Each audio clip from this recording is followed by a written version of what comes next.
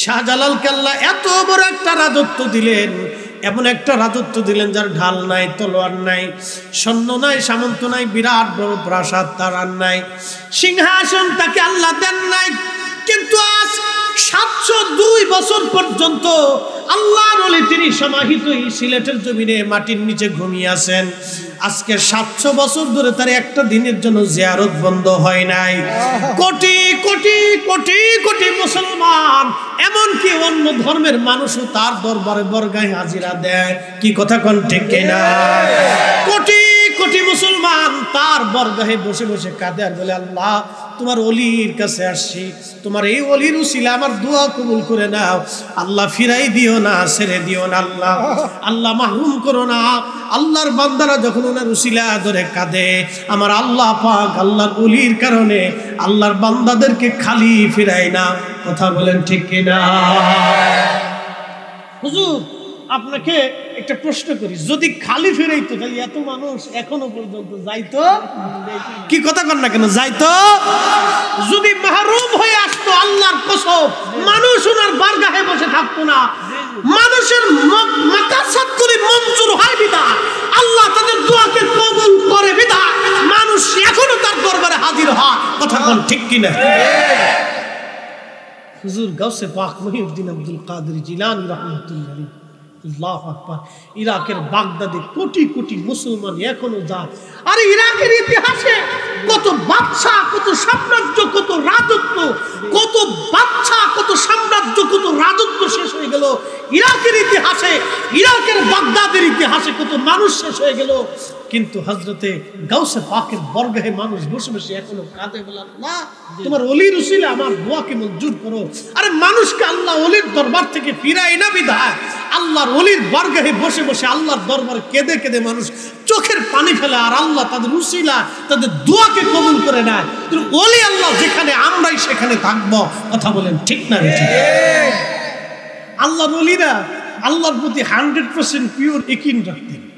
এক আল্লাহর ওলি জঙ্গলের মধ্যে চলে গেছে, যে একবারে পাহাড়ের গুহার মধ্যে যে বলতেছে, আল্লাহ আমি একবার জনপদ সাইডে দিয়ে চলে এসেছি, শুনছি তুমি বলে বান্দার রিজিকের ব্যবস্থা করো, আমি জানি।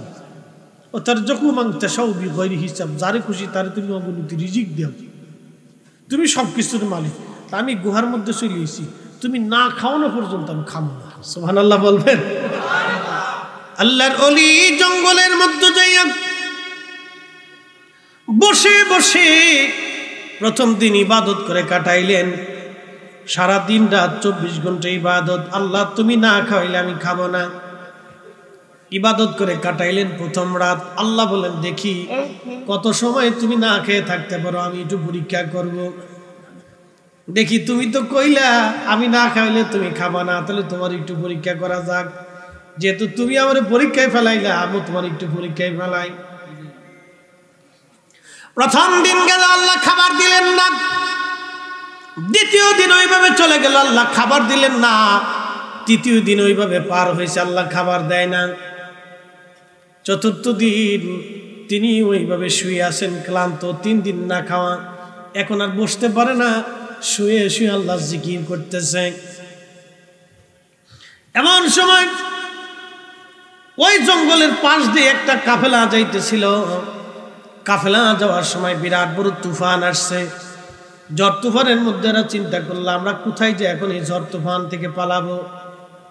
তো পালানোর জন্য ওই কাফেলাটা তারা দেখলো একটা পাহাড় দেখা যায়, দৌড়াই গেল পাহাড়ের ভিতর। তো গুহা থেকে দেখি গুহা আছে কিনা, দেখে গুহা আছে। ওই কয়েকজন লোক গুহার মধ্যে ঢুকলো। ঢুকে দেখতেছি গুহার ভিতরে একজন আল্লাহর বান্দা শটাং হয়ে একবারে চিত হয়ে শুয়ে আছে। এরা চিন্তা করলো ব্যাপার কি, লোকটি পাহাড়ের গুহার ভিতরে, কারণ কি? একা একা ডাকে উঠে না। লোকটার একটাই চিন্তা, আমার মালিক যতক্ষণ আমার খাবার না দিবে আমি ততক্ষণ খাবো না। সে ডাকে কথা বলে না। এরা মনে করছে লোকটা মনে হয় অসুস্থ আছে। এই অসুস্থ হয়ে গেছে, প্রচন্ড বৃষ্টি ঠান্ডার কারণে মনে হয় জমে গেছে। এরা আইসা সুন্দর করে আগুন জ্বালাইয়া তেল আইনা সুন্দর করে তার হাতে পায়েগুলির মধ্যে তেল মালিশ করতে লাগলো, আর আগুনের সেক দিয়ে তার গরম করতে লাগলো। এরপরে লোকটা উঠে না। লোকেরা চিন্তা করলো ব্যাপার কি, লোকটা মনে হয় প্রচন্ড ক্ষুধার্ত, এই জন্য তার না খাওয়ার কারণে সে দুর্বল হয়ে গেছে। তারা ওইখানে আগুন জ্বালায় রুটি বানাইলো, রুটি বানাইয়া তাকে ডাকে উঠেন আপনি রুটি খান, তখন সে উঠে না। যখন খাবারগুলি মুখের সামনে নিয়ে ধরছে তখন লোকটা হেসে দিয়েছে। লোকেরা কয় ব্যাপার কি, আপনি হাসলেন কেন? বলতেছে শোনো, আল্লাহর সাথে আমার কন্ট্যাক্ট ছিল, আল্লাহ না খাওয়ানো পর্যন্ত আমি খাবো না। আজকে 3 দিন পর্যন্ত আল্লাহ আমার খাবার দেয় নাই, 4th দিন আল্লাহ ঝড় তুফান দিয়ে তোমাদেরকে দাবড়াইয়ে গুহার মধ্যে আইনা, এরপরে আমার শরীর আত্ম তেল মালিশ করে গরম টরম সেক দেওয়াইয়া, এরপরে রান্না বান্না করে মুখের মধ্যে খাবার আইনা আমার আল্লাহ পৌঁছাই দিছে। এই জন্য আমি হাসতেছি। জোরে কন্যা সুবহানাল্লাহ। মালিককে আল্লাহ। সমুদ্রের ভিতরে তিমি মাছ, কি মাছ? আল্লাহর একজন নবী ছিলেন, তার নাম হযরত ইউনূস আলাইহিস সালাম। ইউনূস আলাইহিস সালাম তার কওমের ভিতরে বহুদিন দ্বীনের দাওয়াত দিছে, তো মানে না। তো না মানার পরে সে রাগ করে রওনা দিছে, দূর আর দেশে থাকবই না। ইয়ামানের নিনু এলাকা, ইয়ামান দেশের নিনু এলাকা, সমুদ্রের পার্বতী এলাকা। 1 থেকে 1.5 লক্ষ মানুষ ওখানে বসবাস করত। তো ওই জাতির ভিতরে ইউনূস আলাইহিস সালামকে আল্লাহ পাঠাইছে। পাঠাইয়া ইউনূস আলাইহিস সালাম দাওয়াত দিলেন বহু বছর, তোরা মানে টানে না। ইউনূস আলাইহিস সালামকে আল্লাহ এই জাতির মধ্যে থাকবেন, আমি যাই গিয়ে। তো রওনা দিছে না, আল্লাহকে তুমি যাইবা গা, দেখাইতেছি দাঁড়া। তো সে যখন রওনা দিছে তখন আল্লাহ পাকের গজব নাজিল হচ্ছে, মানে আকাশে প্রচন্ড মেঘ, পাথর বর্ষণ হবে। ওই নিনুয়ার লোকজন বুঝে ফেলাই দিয়ে টের পাইছে যে ইউনূস আলাইহিস সালাম বহু বছর আমাদের কাছে কালেমার দাওয়াত দিছে, আমরা মানি নেই, তাহলে আল্লাহ এখন পাথর বর্ষণ করবে, আমরা আর উপায় নাই। তারা করছে কি জানেন, সব গবাদি পশু, হাড় ছাগল পাগল যা ছিল সব মাঠের মধ্যে নিয়ে, এরাও সব মাঠের মধ্যে যায় কাঁদতেছে আর বলতেছে, আল্লাহ আমরা ভুল হয়ে গেছে, আপনি আমরা মাফ করে দেন। হাদিসের কারিমার ভিতরে তাফসীর আসছে যে ওই উট কাঁদতেছে, ছাগল ভ্যা ভ্যা করে কাঁদতেছে, গরু হাম্বা হাম্বা করে কাঁদতেছে, এই ভেড়া মুরগি সুরগি যে মোরগ মুরগি ছিল এগুলো ফক করে কাঁদতেছে, মানুষও হাওয়া করে সেজদা করে কাঁদতেছে, আল্লাহ তুমি আমরা গজব দিও না, আল্লাহ আমরা ভুল হয়ে গেছে, আমরার কাছ থেকে নবী ইউনূস চলে গেছে, আল্লাহ আমাদের বিরাট বড় ভুল হয়ে গেছে, আপনি আমরা মাফ করে দেন। একসাথে জোরে বলবেন না সুবহানাল্লাহ। ওই সময় ইউনূস আলাইহিস সালাম নৌকায় উঠছে। ইয়ামানের পাশে একটা সাগর আছে, সাগর পাড়ি দেওয়ার জন্য নৌকায় উঠছে। নৌকায় উঠার পরে নৌকা বহু দূরে সাগরের মাঝামাঝি চলে যাওয়ার পরে বিরাট বড় তুফান আল্লাহ পাক দিলেন। ধরেন এই আমাদের মুখার মতো একটা তুফান আসছে, প্রচন্ড ঝড়ের মধ্যে, তুফানের মধ্যে জাহাজ ডুবু ডুবু ভাব, বিরাট বড় অসুবিধা। জাহাজের ক্যাপ্টেন বললেন, আমরা এই বিপদ থেকে বাঁচতে পারি, দেখেন আমাদের মধ্যে আল্লাহর অকৃতজ্ঞ বান্দা, অর্থাৎ কি আছে আমাদের ভিতর থেকে পালায় আসছে অন্য এলাকা থেকে, পালানো ব্যক্তি, ওনাকে দেখেন এখানে পাওয়া যায় কিনা, ওনাকে যদি সাগরের মধ্যে ফেলে দেয় তাহলে আল্লাহ পাক বিপদ থেকে আমরা বাঁচাই দিবে। একবার জোরে বলবেন কি সুবহানাল্লাহ। বিপদ কেমনে আসে দেখেন, এই কে পালাই আসছে একটু দেখেন তো, পালানো ব্যক্তি কি আছে, পালানো ব্যক্তির সাগরে ফেলে দিলে জ্বর যাইব গা, কে আছে দেখেন তো। এখন কয় আমাদের ভিতরে তো এরকম কেউ নাই, কেউ স্বীকার করে না। তো ইউনূস আলাইহিস সালাম চুপচাপ রয়েছে, কথা কয় না।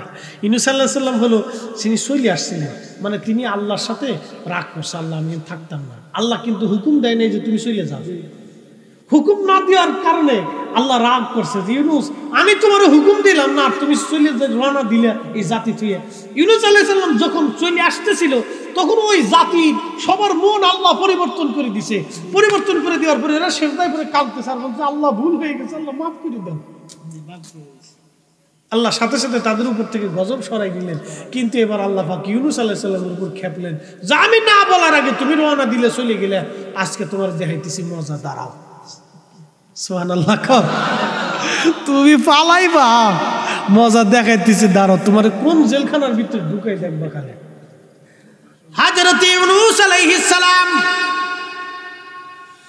আল্লাহকে দাঁড়াও তোমার দেখাইতেছি মজা। তুমি রওনা দিছো এই জাতি থুয়ে আর জাতি রেখে তুমি রওনা দিছো, তোমাকে মজা দেখাই দিছি, দাঁড়াও।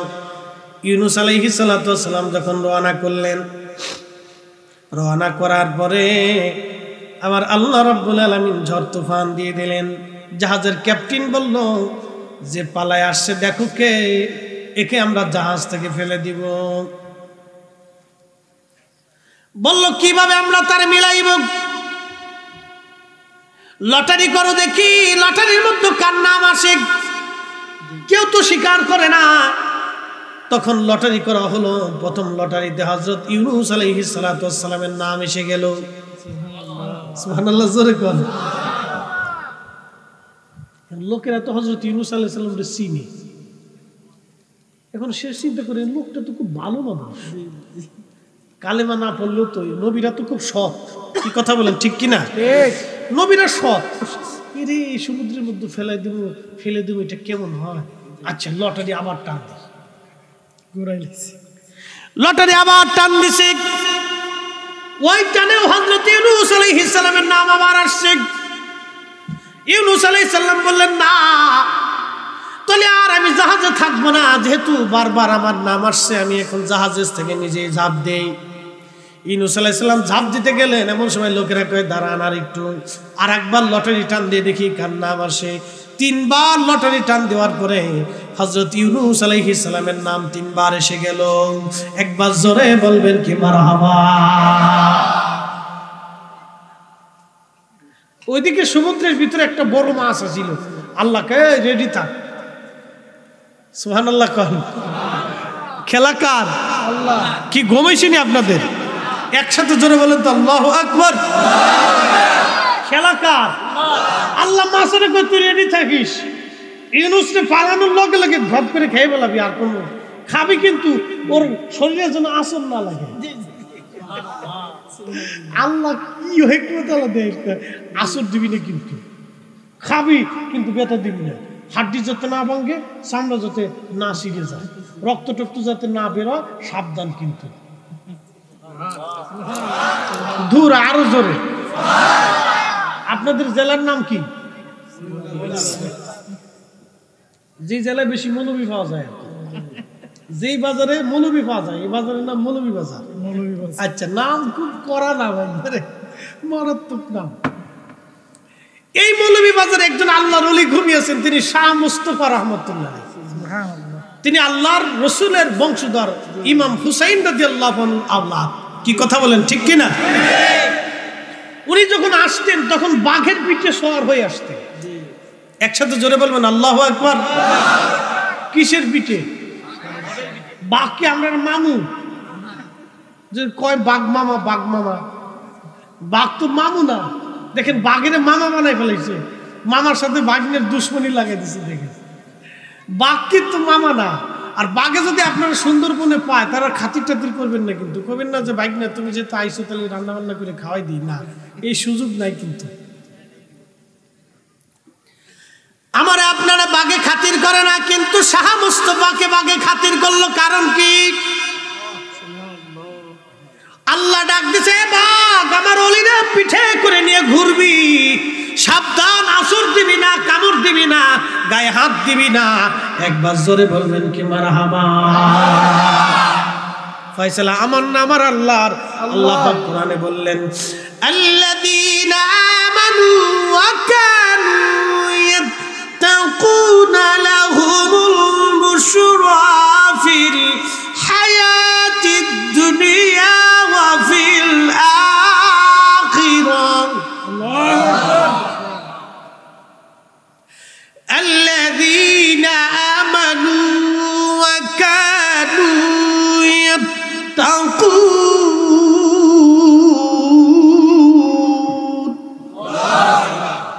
কালামকার পরিবর্তন হবে না, পরিবর্ধন, সংযোজন, বিয়োজন, নতুন করে আবার আসবে না, আর সুযোগ নাই। الذين آمنوا وكانوا يتقون لهم البشرى في الحياة الدنيا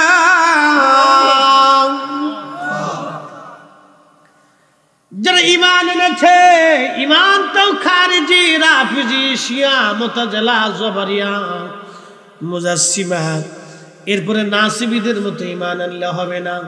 ঈমান আনতে হবে আকাইদে আহলে সুন্নাত ওয়াল জামাত অনুযায়ী। আহলে সুন্নাত ওয়াল জামাত ছাড়া ঈমান কোনোদিন কামিল হবে না। কথা কোন ঠিক কিনা? সন্দেহ আছে? নেই। যে ঈমানে শাহজালাল ইয়ামানি হয়েছে, যে ঈমানে জায়নামাজ বিছিয়ে জায়নামাজ দিয়ে নদী পার হয়েছে, শাহ মুস্তাফা আল বাগদাদি আল হুসাইনি যে ঈমানে বাঘের পিঠে সওয়ার হয়েছে, মুহতারাম, যে ঈমান ও আকীদায় হুজুর গাউসে পাক মুহিউদ্দিন আব্দুল কাদের জিলানী রাহমাতুল্লাহ আলাইহি মুরাকাবায় বসে লৌহে মাহফুজের পৃষ্ঠা দেখতে পারতেন। ধাক হইছেন আরো জোরে বলেন। আমি লিখিনি, আজ থেকে 400 বছর আগের মক্কার ইমাম, মদিনার ইমাম, ইমামুল হারামাইন, ওই জমানার মুজাদ্দিদ ছিলেন। শুধু মুজাদ্দিদ না, ওই জমানাতে ওনার সিল ছাড়া মক্কায় কোনো মুহাদ্দিস তৈরি হতো না। তিনি মোল্লা আলী কারি মক্কি হানাফি একসাথে জেনে বলবেন কি মারহাবা। উনি ওনার কিতাব নুজহাতুল খাতিরের মধ্যে লিখেছেন, আমি লিখিনি। হুজুর গাউসে পাক মুরাকাবাতে লৌহে মাহফুজের পৃষ্ঠা উল্টাইতে পারতেন, দেখতে পারতেন। এই ক্ষমতা আল্লাহ ওনাকে দিয়েছেন। আরে হুজুর গাউসে পাক যদি মুরাকাবায় বসে লৌহে মাহফুজের পৃষ্ঠা দেখতে পারে, আবার রাসূল কারীম সৃষ্টির এমন কোন জায়গা নাই যে নবীর নজর মোবারক না আছে। কথা বলেন ঠিক না বেঠিক?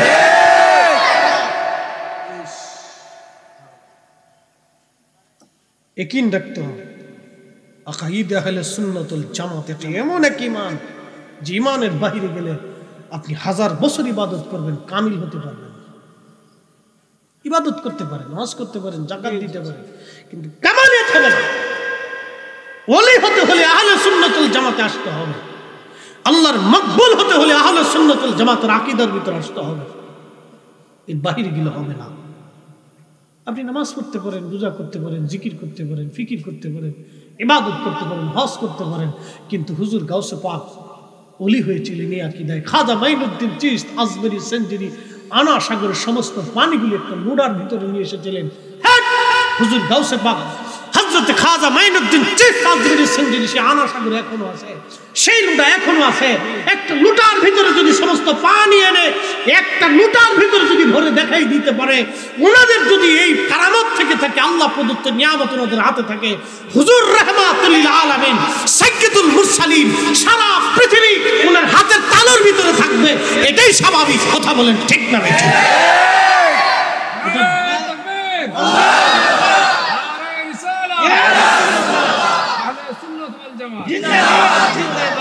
এটার জন্য আবার দলিল কিসের? নবী দেখে দলিল দেন। আরে কানার বেটা, তোমার তো নিজের চোখই নেই, তো তোমাকে দলিল দিলেই কেন না দিলি কি বেটা? আল্লাহর পরে যিনি মর্যাদাবান, আল্লাহর পরে যিনি মানলে বলা, আল্লাহর পরে যার উপর ঈমান আনতে হবে, আল্লাহর পরেই যিনি মর্যাদা ইজ্জত বলা, আল্লাহর পরেই যিনি সৃষ্টির মধ্যে সমগ্র সৃষ্টির মাথার উপরে যার কদম, আল্লাহর পরেই যিনি ইজ্জত বলা, আল্লাহর পরেই যার উপরে ঈমান আনতে হয় তিনি রাহমাতুল লিল আলামিন, আল্লাহর পরেই তিনি ইজ্জত ওয়ালা, সম্মান ওয়ালা, যিনি আল্লাহর হাবিব, আল্লাহর বন্ধু, মাকামে মাহমুদ ওয়ালা। আল্লাহর হাসরের মাঠে কোটি কোটি কোটি কোটি কোটি কোটি মানব দানব জিন ফেরেশতা পড়ি সৃষ্টির সামনে আল্লাহ পাক ডাক দিয়ে বলবেন, হাবিব আরশে আল্লাহর ডান পাশে আপনার জন্য আসন বরাদ্দ করেছি, আপনি মাকামে মাহমুদ ওয়ালা, আপনার আগে কেউ এখান থেকে আল্লাহর জান্নাতে যেতে পারবে না। আপনি নবী যাকে বলবেন সে জান্নাতে যাবে। আপনি নবী সুপারিশ করেন বলা, আপনি নবীর আগে আমি আল্লাহর সাথে কেউ কালাম করতে পারবে না। আপনি নবী হামদের পতাকা বলা, আপনি নবী ব্যতীত এই পতাকার কারো হাতে থাকবে না। আপনি নবী উম্মত, আপনি আগে জান্নাতে যাবেন। আপনি যাকে চাবেন, যার পক্ষে সিল দিবেন, যাকে ভিসা দিবেন, সেই মাত্র একমাত্র জান্নাতে যেতে পারবে। আপনি যা চাবেন তাই হবে, আপনি যা বলবেন তাই হবে। একসাথে জোড়া বলে আল্লাহু আকবার। ওই নবীর তাজিমের জন্য, ইজ্জতের জন্য দলিল লাগে, দলিল লাগে। যারা দলিল চায় ওরা বোকা। ও পথভ্রষ্ট বুঝে না এখনো, বুঝবে যেদিন কবরে বাটাম চালান হবে সেদিন বুঝেও লাভ হবে না। বাটাম চালান আমাদের ফরিদপুরের ভাষায় বলে বাটাম চালান, বাটাম মানে লাঠি চালান হবে, সেদিন বুঝে কোনো কাজ হবে না, লাঠি চালান হবে কিন্তু বুঝে কাজ হবে না। তারা উপস্থিতি অনেক দামি কথা। আল্লাহ বলেন ইমানে আমলে যারা কবরে আসে, হুজুর আপনি উম্মতকে বলেন, আমার বান্দাদেরকে জানান, ওই সমস্ত ওলি আমার বন্ধু যারা, লাহুমুল বুশরা ফিল হায়াতিদ দুনিয়া, দুনিয়াতেও তাদের জন্য অনেক বড় সুসংবাদ, ওরা যা চাবে আমি আল্লাহ তাই দিব। সহিহ বুখারীর কিতাবুর রেকাক আসে ওয়া ইন সালানি লা উতিয়ান্নাহু, আমার ওলিরা আমার দিকে তাকায় যা চাবে আমি আল্লাহ তাই দিয়ে দেব। এই জন্য ওলিদের উসিলা করিয়া ওনাদের বারগাহে বৈশা, মাগরের পাশে বৈশা যখন মানুষ আল্লাহর কাছে দোয়া করে, আল্লাহ তোমার ওলি শাহ জালালের খেদমতে আসছি, আল্লাহ ওনার বারগাহে হাজির হয়ে গেছে, আল্লাহ তোমার ওলির উসিলা আমাকে আজকে ফিরাই দিও না আল্লাহ। এই জন্য সন্তানহীন সন্তান নিয়ে ওখান থেকে ফিরে আসে। হ্যাঁ কথা বলেন না কেন, জোরে বলেন। চাইতে পারলে ফিরে খালি হাতে ফিরে আসে না, চাইতে পারলে চাওয়ার মতো চাইতে পারলে নিয়ে আসে। মোহতারাম উপস্থিতি, তিনি রব্বি করিম আমার আল্লাহ, আল্লাহর কালামের ওয়াদা, লাহুমুল বুশরা ফিল হায়াতিদ দুনিয়া, দুনিয়াতেও সুসংবাদ, ও ফিল আখিরা, আখিরাত তো আরো বিরাট বড় সুসংবাদ তাদের জন্য বহন করতেছে। ওলি আল্লাহদের পথে থাকবো ইনশাআল্লাহ, আমরা ইনশাআল্লাহ ওলিদের পথে আসেনি আমরা, জোরে বলেন আসি।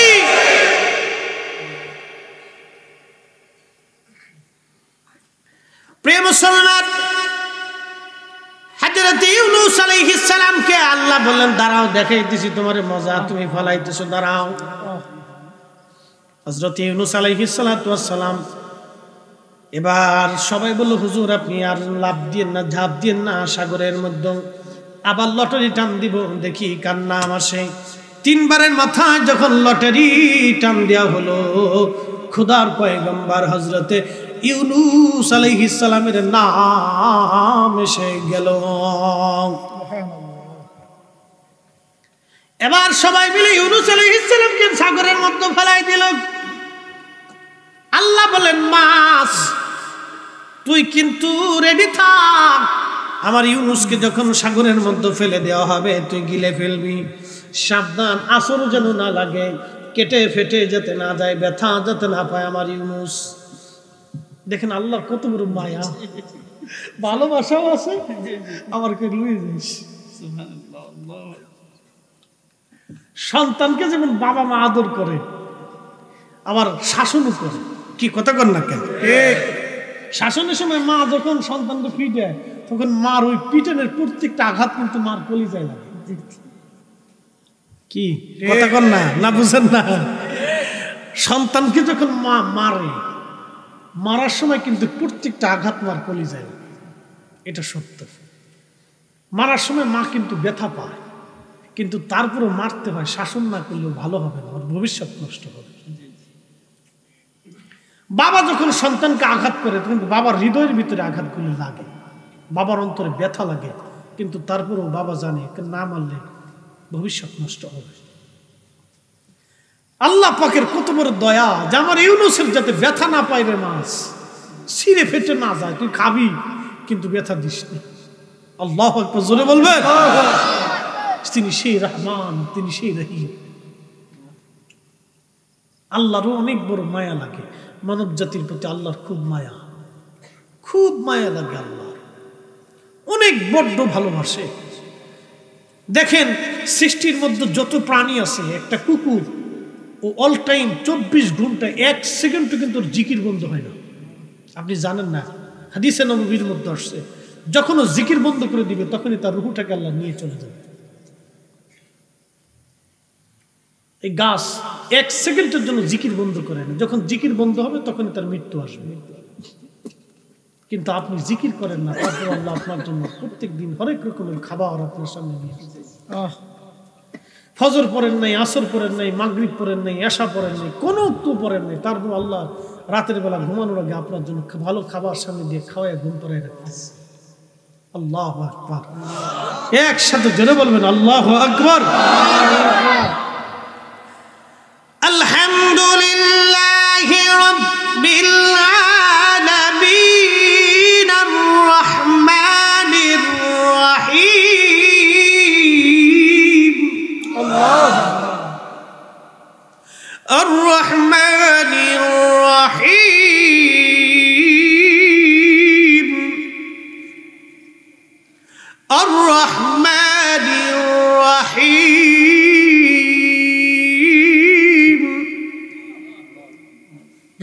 রহমান আর রহিম, দয়ালু দয়াময়, দুইটা নাম আল্লাহর।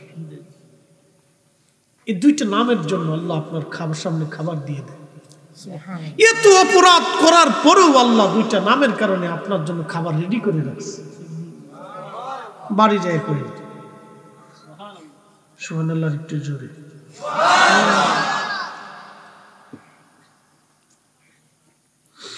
قل يا عبادي الذين اسرفوا على أنفسهم لا تقنطوا من رحمة الله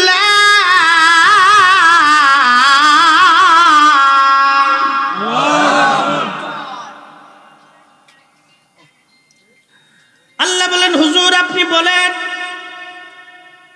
হে আমার গোলামরা, আমার বান্দারা, যতই গুনাহ তোমরা নফসের সাথে করো, যতই ভুল করো না কেন, চিন্তা করো না, পেরেশান হইও না, কোনো চিন্তা নাই। লা তাকনাতু মির রাহমাতিল্লাহ, আমার রহমত থেকে নিরাশ হইও না, নিরাশ হইও না, নিরাশ হইও না, নিরাশ হইও না। একবার জোরে বলবেন কি মারহাবা। এ সুন্দর ফুল, সুন্দর ফল, মিঠা নদীর পানি, খুদা তোমার মেহেরবানি, খুদা তোমার মেহেরবানি। সুন্দর ফুল, সুন্দর ফল, মিঠা নদীর পানি, খুদা তোমার মেহেরবানি। তুমি কতই দিলে রতন, ভাই বারাদার পুত্র স্বজন, খুদা পেলে অন্ন জুগাও, মানি চাই না মানি, খুদা তোমার মেহেরবানি, খুদা তোমার মেহেরবানি। শ্রেষ্ঠ নবী দিলাম রে, তরিয়ে নিতে রোজাহাসরে, ঠিক কিনা? পথ না ভুলি তাই তো দিলে, পথ না ভুলি তাই তো দিলে, পাক কুরআনের বাণী, খুদা তোমার মেহেরবানি, খুদা তোমার মেহেরবানি। হযরত ইউনূসকে ফেলে দেওয়া হলো, সাথে সাথে মাছ থেকে গিলে ফেললেন পেটের মধ্যে ইউনূস আলাইহিস সালাম। দেখেন ওই মাছটা যখন ইউনূস আলাইহিস সালামকে গিলে ফেললেন, ওই মাছটাকে আবার আরেকটা বড় মাছ গিলে ফেললো। আর একটু জোরে সুবহানাল্লাহ, একটু বুঝেন তো, এই মাছটাই কত বড় যে এত বড় ইউনূস। আমাদের মতো 3.5 হাত ছিল নাকি? অন্তত 10 থেকে 15 হাত তো লম্বা হইবই মিনিমাম, ওই জমানার মানুষ, আজকের কথা না। 10 থেকে 15 হাত লম্বা একজন মানুষকে একটা মাছে গিলে ফেললো। একটু ব্যথা লাগলো না, ছিঁড়ে গেল না, ফেরে গেল না, আঘাত লাগলো না। সেই মাছটাকে আবার আর একটা মাছে গিলে ফেললো। সেই মাছের ব্যথা লাগলো না, কষ্ট হলো না, হজম হলো না। সুবহানাল্লাহ, কি জোরে হবে? আচ্ছা বলেন, এরকমের মাছ সমুদ্রের মধ্যে তাহলে কত পরিমাণে আছে একটু চিন্তা করেন। বাংলাদেশে একটা মাছ আছে, সমুদ্রের ভিতরে একটা মাছ, সেটার নাম তিমি মাছ। এই তিমি মাছটা প্রত্যেক দিন 2 থেকে 4 টন পরিমাণে খাবার প্রত্যেক দিন এই তিমি মাছে খায়। একটা তিমি যদি 2 টন খাবার খায়, 1 টন 27 মনে 1 টন হয়। 27 মন করে যদি আপনি হিসাব করেন তাহলে 54 মন লাগে। 54 মন খাবার প্রত্যেক দিন একটা মাছের আল্লাহ খাওয়া, এটা কমপক্ষে। একটা তিমির 54 মন আল্লাহ প্রত্যেক দিন খাওয়া। এরকমে হাজার হাজার প্রজাতির মাছ সমুদ্রের মধ্যে আছে। বড় বড় মাছ, তিমির চেয়ে বড় মাছ সমুদ্রের মধ্যে আছে। হয়তো এইগুলি আমাদের নজরে এখনো আসে নাই। এই বিরাট বড় বড় মাছ সমুদ্রের ভিতরে আল্লাহ তৈরি করলেন। বলেন তো এই মাছেদেরকে খাবার দেয় কে? বাংলাদেশ সরকার না জাতিসংঘ? আল্লাহ আল্লাহ জোরে কর আমরা দেয় কে? কে দেয়? কে? আল্লাহ। ব্যাংকের অ্যাকাউন্ট কি আমাদের আছে না তিমি মাছের আছে? জোরে কর। আজকে একটু হিসাব পেশে যাই, ব্যাংকের অ্যাকাউন্ট কার আছে? আমাদের না তিমি মাছের? প্রত্যেকদিন ওর যদি 27-54 মন খাবার ওর লাগে, তো প্রত্যেক দিন এক একটা তিমি মাছ 200, 400, 500, 600 বছর ধরে বাঁচে। এই 500 বছর ধরে ওর খাবারটা দেয় কে? অথচ একদিনের কিন্তু ওর কোনো গোডাউন নাই, ওর ব্যাংকের অ্যাকাউন্ট নাই। এই 60 বছরের জীবনে আমরা এই মনে করেন যে ব্যাংকের অ্যাকাউন্ট আছে, আমাদের গোডাউন আছে, সরকারের গোডাউন আছে, জাতিসংঘের গোডাউন আছে, আর নিজেদের গোডাউন আছে, এই কত গোডাউন, তারপরও আমরা ধরে না। কি কথা কর না কে? এরপরও আমরা হয় না। আল্লাহর প্রতি 100% ইয়াকিন রাখতে হবে। তকদিরে বিশ্বাসী মানুষ হাই হুতাশ করে না। তকদিরে যদি বিশ্বাসী মানুষ হাই হুতাশ করে। মুহতারাম, আল্লাহ রাব্বুল আলামিন আমাদের প্রত্যেকের দিন বুঝার তৌফিক দিক বলেন আমিন।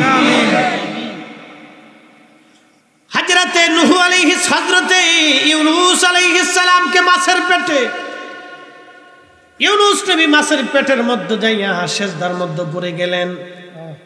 সুবহানাল্লাহ কি বলবেন? পেটটা কত বড় আছে, মাছের পেটটা কত বড়, আবার ওই মাছের যেই মাছে খাইছি সেই মাছের পেট কত বড়। চিন্তা করেন যে এই মাছে এই মাছের পেটের মধ্যে রাখছে। আবার ইউনূস আলাইহিস সালাম 10 থেকে 15 হাত 20 হাত লম্বা একজন মানুষ, হেতে আবার মাছের ভিতরে দাঁড়াইয়া পেটের মধ্যে দাঁড়াইয়া সেজদার মধ্যে পড়ে কয়, আল্লাহ আমার ভুল হয়ে গেছে, লা ইলাহা ইল্লা আনতা সুবহানাকা ইন্নী কুনতু মিনাজ জালিমিন, লা ইলাহা ইল্লা আনতা সুবহানাকা ইন্নী কুনতু মিনাজ জালিমিন। তুফান আইলে আমরা পড়ি, বিপদ আইলে পড়ি, কি কথা কর না কে? এই দোয়াটা আসলে বিপদের দোয়া। আল্লাহ নবী বলছেন, কোন আমার বান্দা না আমার উম্মত আল্লাহর বান্দা যদি বিপদে পড়ে এই দোয়া পড়ে আর কান্নাকাটি করে, আল্লাহ পাক থেকে বিপদ থেকে বাঁচায়। ইউনূস আলাইহিস সালাম সেজদার মধ্যে পড়ে লা ইলাহা ইল্লা আনতা সুবহানাকা ইন্নী কুনতু মিনাজ জালিমিন। আল্লাহ আমি ভুল করে ফেলছি, আল্লাহ আল্লাহ তুমি দয়া করো আমাকে, আল্লাহ আল্লাহ তুমি দয়া করো, আল্লাহ ভুল হয়ে গেছে আমার। এ মুসলমান শ্রীমঙ্গলবাসী,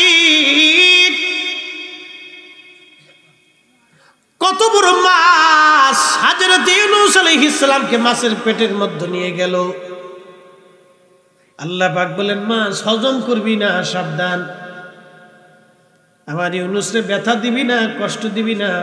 হযরত ইউনূস আলাইহিস সালামকে মাছে নিয়ে কোন বর্ণনা মতে হযরত ইউনূস আলাইহিস সালামকে 40 দিন পর্যন্ত মাছ মহাসমুদ্রে ঘুরে বেড়াইতে লাগলো। শুধু আরব সাগর না, সারা পৃথিবীর সমস্ত সাগর দিয়ে সে ঘুরতে লাগলো। 40 দিনে সারা পৃথিবীর সমস্ত সাগর ঘুরিয়েছে। আল্লাহু আকবার, জোরে হবে আল্লাহু আকবার। হযরত ইউনূস আলাইহিস সালাম লক্ষ্য করলেন সমুদ্রের ভিতর থেকে গুন গুন গুন গুন জিকিরের আওয়াজ হয়। আল্লাহ আল্লাহ আল্লাহ আল্লাহ আল্লাহ আল্লাহ আল্লাহ আল্লাহ আল্লাহ আল্লাহ আল্লাহ আল্লাহ জিকিরের আওয়াজ হয়। হযরত ইউনূস আলাইহিস সালাম বলেন, আল্লাহ সমুদ্রের ভিতরে মাছের পেটের মধ্যে আমার কাছে জিকিরের আওয়াজ আসে, জিকির কারা করে? আল্লাহ পাক বলেন, সমুদ্রের মধ্যে যত প্রাণী আছে সব প্রাণীগুলি আমি আল্লাহর জিকির করতেছে। হ্যাঁ, চিৎকার মেরে বলেন আল্লাহু আকবার। ওই মালিকের নাম কি? ইউসাব্বিহু লিল্লাহি মা ফিস সামাওয়াতি ওয়া মা ফিল আরদ। আল্লাহ বলেন, আসমান জমিনের ভিতরে যা কিছু আছে সব জিকির করে কার? তাসবিহ করে কার? আমরা জিকির করব কার?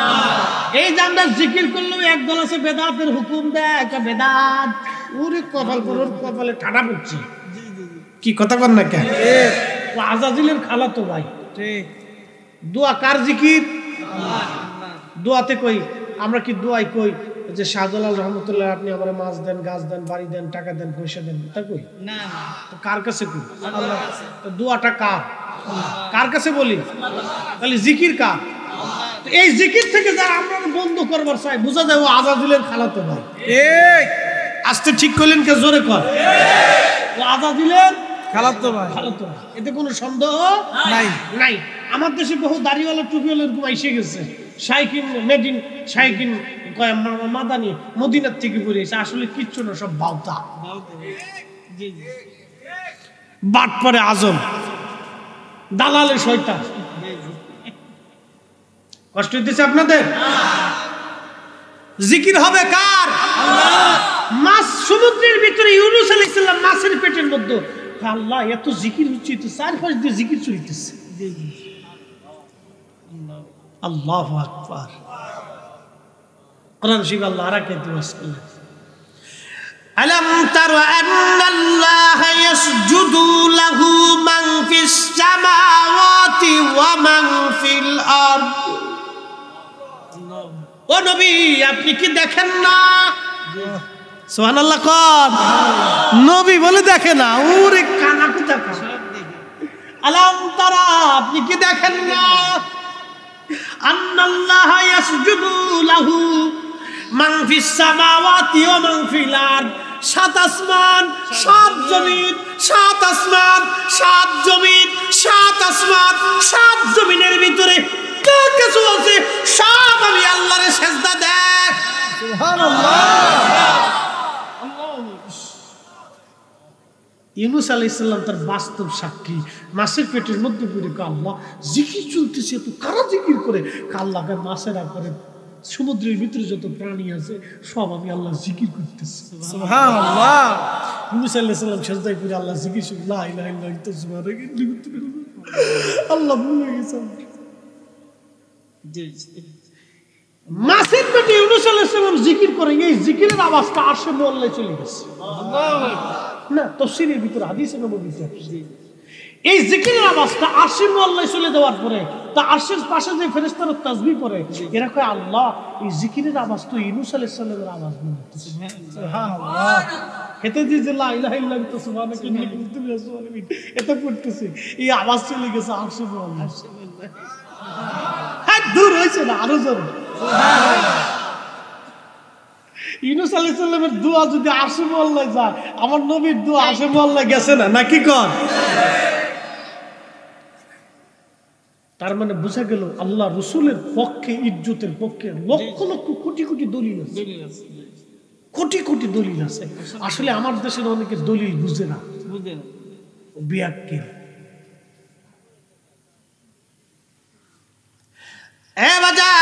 আল্লাহ বলেন হাবিব আপনি কি দেখেন না আসমান ও জমিনের ভিতরে যা আছে সব আমি আল্লাহকে সিজদা দেই। কি কি সিজদা দেয় আল্লাহ কোরআনে বলেন, ওয়াশ-শামসু ওয়াল কমারু ওয়ান-নুজুমু ওয়াল জিবালু ওয়াশ-শাজারু ওয়াদ-দাওয়াবু ওয়া কাসীরুম মিনান নাস।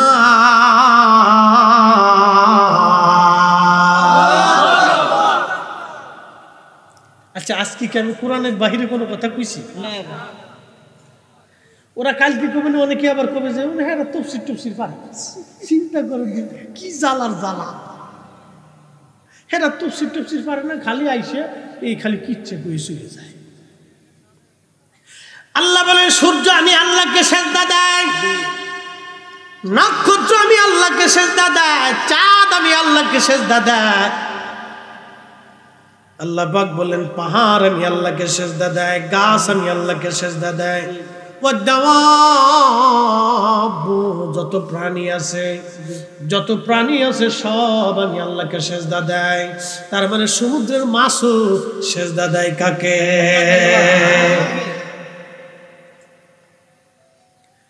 আল্লাহ কোরআনে বলেন এটা ইউনূস আলাইহিস সালাম বাস্তব শুনতেছে, আল্লাহ আল্লাহ আল্লাহ আল্লাহ আল্লাহ আল্লাহ আল্লাহ আল্লাহ। আপনার বাড়ির গাছে আল্লাহ আল্লাহ আল্লাহ আল্লাহ, পুকুরের মাছে কয় আল্লাহ আল্লাহ আল্লাহ আল্লাহ, বাড়ির পুকুরে কয় আল্লাহ আল্লাহ, মুরগায় কয় আল্লাহ আল্লাহ। ওই যে আকাশের ফেরেশতা, মোরগের আকারে যে ফেরেশতা আল্লাহ বানাইছে, ফজরের সময় ওই ফেরেশতা যখন ডাক দেয়, আজান দেয়, তখন দুনিয়ার মুরগা চেতন হইয়া মানুষের ডাকার জন্য কুকুরু কুকুরু করে চিৎকার মারে, সুবহানা সুবহানা রব্বিল আলা বলে বলে চিৎকার করতে থাকে। কথা কন সুবহানাল্লাহ। সুবহুন কুদ্দুসুন রব্বুনা রব্বুল মালাইকাতু আর রূহ, সুবহুন কুদ্দুসুন বলে বলে আল্লাহ ডাক দিয়ে বলেন, যাও আমি আমার বান্দাকে এই মাছের পেট থেকে নিষ্কৃতি দিয়ে দিলাম, বের করে নিয়ে আসলাম। একবার জোরে বলবেন কি মারহাবা। তাহলে ফেরেশতাদের সুপারিশও সেদিন কবুল হয়ে গেছে।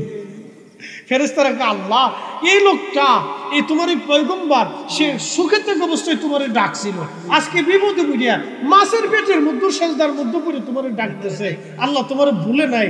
আল্লাহ পাক বলেন, আমার ইউনুস যদি ওই সময় আমার ভুলে যাইতো, তাহলে আমি কিয়ামত পর্যন্ত ওরে মাছের পেটের মধ্যে রাখতাম। তাহলে শুকরিয়া হবে কার? আল্লাহ। কিন্তু ইউনুস আলাইহিস সালাম খাবে কি? আল্লাহ একটা ছাগল পাঠাই দিল, ওই ছাগল যাও আমার ইউনুসকে দুধ খাওয়াইতে থাকবা। মারহাবা বলবেন। আল্লাহ একটা ছাগল পাঠাইলেন, ইউনুস আলাইহিস সালাম ওই ছাগলের দুধ দহন করে দুধ খাইতে থাকতেন। এরপরে আমার একটা আল্লাহ পাক ওই বিজবন এলাকার ভিতরে আল্লাহ পাক একটা লাউ গাছ লাগাইলেন। মারহাবা কোন কি গাছ? এইটা সূরা আস-সাফে কোরআনের ভিতরে লাউ গাছের কথা আসছে। এই জন্য আল্লাহ নবীর জীবনে আসছে, নবীজি খাবার দেওয়ার সময় যদি লাউয়ের তরকারি দিত, তাহলে লাউরে বাইসে বাইসে আলাদা করে খাইতেন। লাউয়ের একটা উপকার আছে, লাউ খাইলে মাথার মস্তিষ্ক ব্রেন ভালো হয়। কি ভালো হয়? ব্রেন। বাচ্চাদেরকে লাউ খাওয়াবেন, ব্রেন ভালো হয়। ব্রেন ব্রেন ঠান্ডা থাকে। লাউ খুব উপকারী খাবার। এই লাউ গাছ লাগে আল্লাহ রাব্বুল আলামিন এই লাউ খাওয়াইলেন। এটা কাঁচাও খাওয়া যায়, রান্না করে খাওয়া যায়, এর বিচিও খাওয়া যায়, এর পাতাও খাওয়া যায়। একসাথে জোরে বলবেন মারহাবা। কে লাগাইছে লাউ গাছ? কোরআনে কয়েকটা ফলের নাম আল্লাহ দিয়েছেন, তার ভিতরে একটা ফল হলো লাউ। এই লাউ আর একটা দিয়েছে ওয়াত্তিনি ওয়াজ্জাইতুন,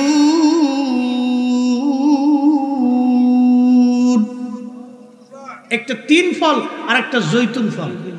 একসাথে বলবেন মারহাবা। এই তিন ফল জৈতুন ফল। আর একটা খাবারের কথা বলছে আল্লাহ, লাবান, দুধের কথা। আর একটা খাবারের কথা বলছে মধু। মধু মধু দুধ মধু, এই তিনটার কথা।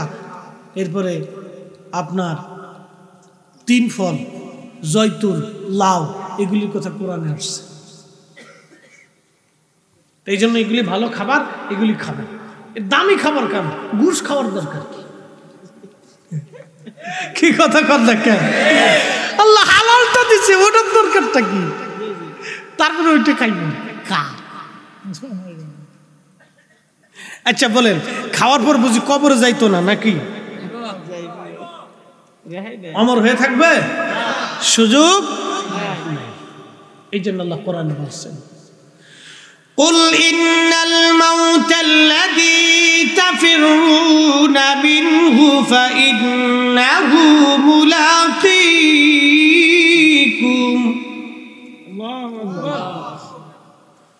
ثم تردون إلى عالم الغيب والشهادة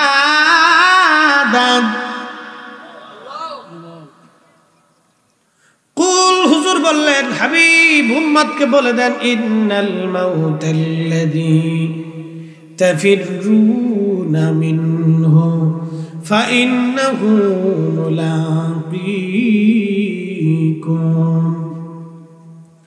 ওয়াজ একেবারে শেষ পর্যায়ে চলে আসছি, আর আমি কথা বাড়াবো না। হ্যাঁ নবীর উম্মত, শ্রীমঙ্গলবাসী, আল্লাহ এত কোয়ালিটির হালাল খাবার, পবিত্র খাবার আল্লাহ পাক দিলেন, তারপরে মানুষ হারামের দিকে ঝুঁকে যায়, নেশা খায়। বাবা খাওয়ার গু খাওয়ার মধ্যে কোনো পার্থক্য নাই। এটা মনোযোগ দিন। ইয়াবা খাওয়া, হিরোইন খাওয়া, গাঁজা খাওয়া আর গু খাওয়ার মধ্যে কোনো তফাৎ নাই। গাঁজা হালাল না হারাম? গু হালাল না হারাম? অল্প হারাম না বেশি হারাম? সবই হারাম। পায়খানা অল্প হারাম বেশি হারাম, গাঁজা অল্প হারাম বেশি হারাম। কি কথা কর না কেন? মনে রেখে এটা পায়খানা, পায়খানা এগুলি খাবেন না কোনো সময়, সাবধান। হাত দিয়েও ধরবেন না, নেশা জাতীয় দ্রব্য হাত দিয়েও ধরবেন না, কখনো খাবেন না। এগুলো বেশিও হারাম কমও হারাম। হ্যাঁ প্রিয় মুসলমান, খুব মনোযোগ দিয়ে আল্লাহ রাব্বুল আলামিন কোরআনুল কারীমের ভিতরে আল্লাহ পাক আমাদের জন্য হালাল খাবারের ব্যবস্থা করেছেন। হালাল যেটা সেটা খাইতে বলছেন, হারাম যেটা আমার আল্লাহ নিষেধ করে দিয়েছেন। শুয়োরের গোশত, আচ্ছা এটা একটা প্রাণী, এর গোশত বলে খুব টেস্টি, আমি জানি না, শুনছি, আস্তাগফিরুল্লাহ। কিন্তু শুয়োরে কি খায় জানেন না? এই শুয়োরের জন্ম কবে হইছে বলবো? একসাথে জোরে কিন্তু সুবহানাল্লাহ। নূহ আলাইহিস সালাম মহাপ্লাবনে নৌকা হলো 3 তালা। কয় তালা? 3 তালা। নৌকার দৈর্ঘ্য ছিল 1200 হাত লম্বা। তা আমরা এই ছোট ছোট হাত না, নূহ আলাইহিস সালামের হাত। নূহ আলাইহিস সালাম আদম আলাইহিস সালামের 250 বছর পরে, তার মানে আদম আলাইহিস সালাম 60 হাত লম্বা ছিলেন, নূহ আলাইহিস সালাম মিনিমাম হলো 50 হাত লম্বা, 50 হাত লম্বা ছিলেন। তো নূহ আলাইহিস সালাম যদি 50 হাত লম্বা, তো নূহ আলাইহিস সালামের ওই হাতটা কতটুকু ছিল একটু চিন্তা করেন তো। সুবহানাল্লাহ কি বাড়ি যায় কবেন আপনারা? ওই হাতের 1200 হাত, কত হাত? তাহলে শ্রীমঙ্গলে এরকম 2 সাইড দিয়ে ফুটবল মাঠের সমান আর কি একটা নৌকা বানাইছে, তাও 3 তালা। এই নৌকার এক তলায় রাখছে হলো মানুষ, আর এক তলায় হলো ওই পশু, আর এক তলায় রাখছে পাখি। তো পশু যারা, এরা তো পায়খানা পয়খানা করে একবারে তলা ওইটা বইয়া লাইছে। আর নূহ আলাইহিস সালামকে আল্লাহ এই হাতিতে লাদে, কুত্তাই লাদে, এই শিয়ালে লাদে, এই গরুতে লাদে, এই উটে লাদে, ছাগলে লাদে, সব লাদে একবারে শেষ করে বলেছি। এই তালা একবারে মুশকিল, এটা পরিষ্কার কেন করতাম? আল্লাহকে এক কাজ করো, আলবেদায়ের ভিতরে আসছে, আল্লাহকে এক কাজ করো না ঢুকলো। বলে কি কাজ? হাতির লেজ উঁচু করে ধরো। হাতির লেজ উঁচু করে ধরছে না, লেজের ভিতর দিয়ে নিচ দিয়ে একবার জায়গা মতো দিয়ে, ভাঙিয়েছিল তো কর কায়দা নেই, ওই জায়গা দিয়ে আল্লাহ পাক একটা শুয়োর পাঠাই দিচ্ছে। হাসেন কে? খেলা কাহার?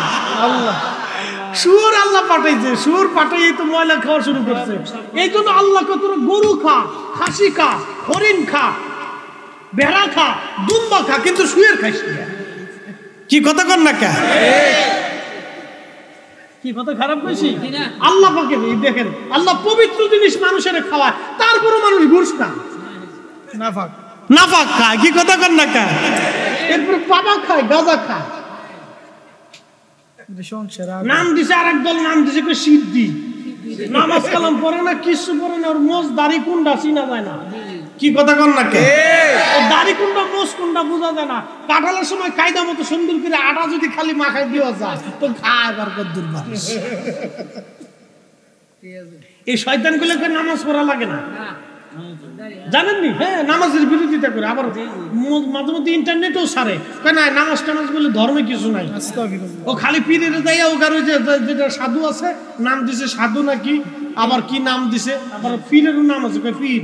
এরা কিন্তু পীর না, এটা কিন্তু শয়তান। কি কথা কর না কেন? পীর না, পীর চেহারা দেখলে বোঝা যাবে এটা পীর। কি কথা কর না কেন? পীর না, এটা শয়তান। না শেষ করে দিতেছি, বাতাস বাড়তেছে, সিগন্যাল দিতেছে তো আর কথা লম্বা বাড়াবো না। আসেন নবীজিকে দাঁড়ায় সালাম জানায়।